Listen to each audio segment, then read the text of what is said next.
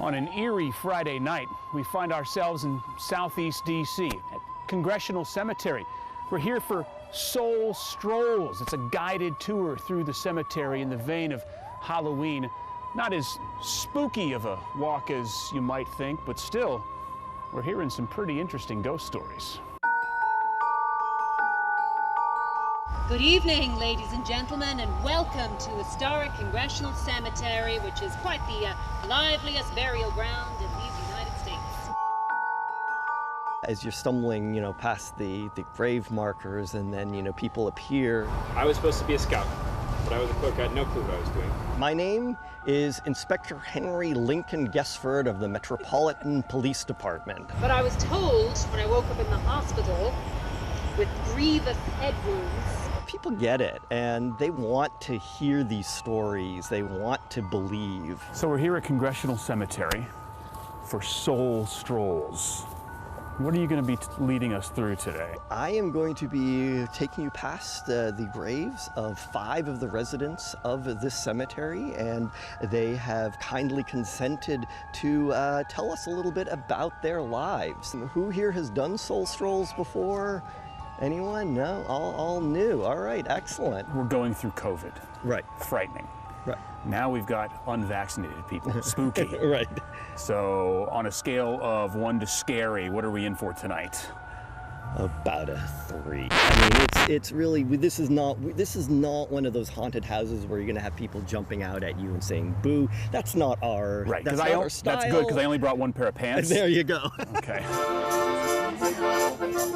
Could there be anything better than walking around a cemetery while drinking and hearing these stories? Absolutely not. No, this is the best way you can spend a fall evening in the DMV. Your first time here. What do you make of it so far? You freaked out? No. Okay. Not getting the spooky vibe.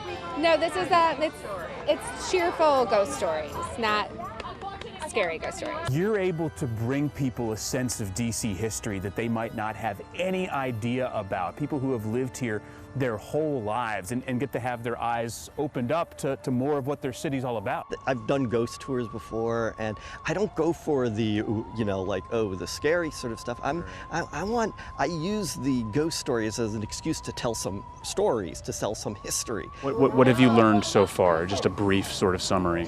Not to leave an axe by the back door. Okay. And to listen to your mother on who you're dating. Okay. Lifelong advice you've learned tonight. Exactly. Taking it to heart. Okay. I think those two things go together, that this was her perfect idea of a fall evening in D.C. and don't listen to your mother in terms of, because you listen to her, now that's what you're doing on Friday. Solid ideas, great things to easily learn on a day. You walk around Capitol Hill, you see a lot of zombies, right? Mm-hmm. Obviously a lot on the property here too in Capitol Hill. There's been around 70,000 burials at Congressional Cemetery since 1807. That was back, of course, when D.C. still wasn't a state and still didn't have voting representation in Congress. Now the website for Congressional Cemetery, it shows that burial sites are still available. Naturally, your next question is, what are the requirements? To be buried, do you have to be a congressman or anything like that? In fact, yes, there is one requirement to be buried there. You got to be dead.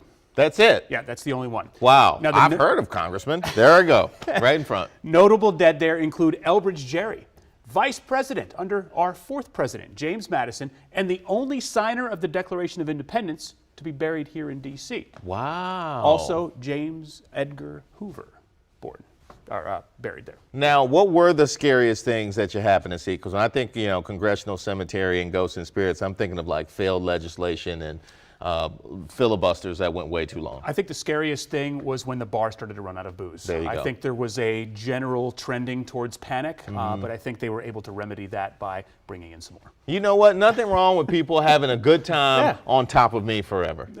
It's probably the most interesting thing that occurred in a lot of those gentlemen's Yeah, because lives. if you're sitting there, nothing else is happening the rest of the year. There you go. You know?